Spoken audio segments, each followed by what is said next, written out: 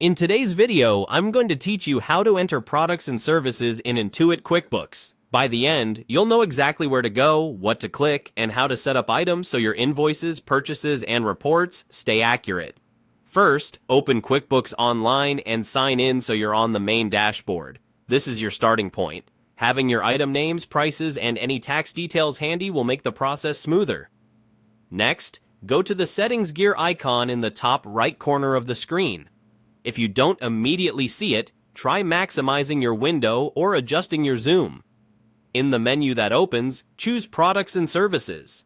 This takes you to the catalog where all your items live.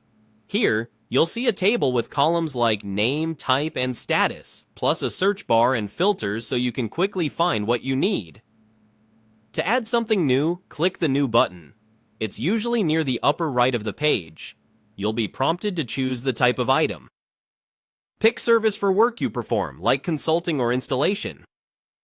Choose non-inventory for goods you sell but don't track by quantity, such as custom-made items or one-off materials.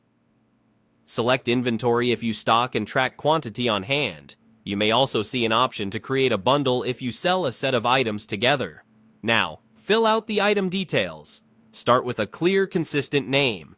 Add an SKU or item code if you use one, and assign a category to keep similar items grouped, which helps with reporting.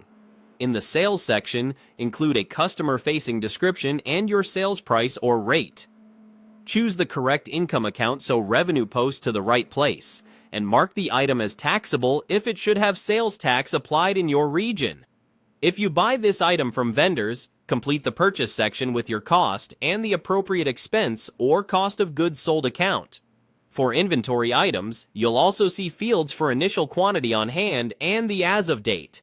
Enter these carefully to keep stock and valuation accurate. You can add a preferred vendor and a reorder point to help stay ahead of low stock. When everything looks good, click Save. If you're setting up several items, use Save and New to keep going quickly. Your new product or service will appear in the list ready to use on invoices, bills, and estimates. A few tips before we wrap up. Keep naming consistent, use categories and SKUs for faster searches, apply correct tax codes, and if you stop selling an item, mark it inactive instead of deleting it.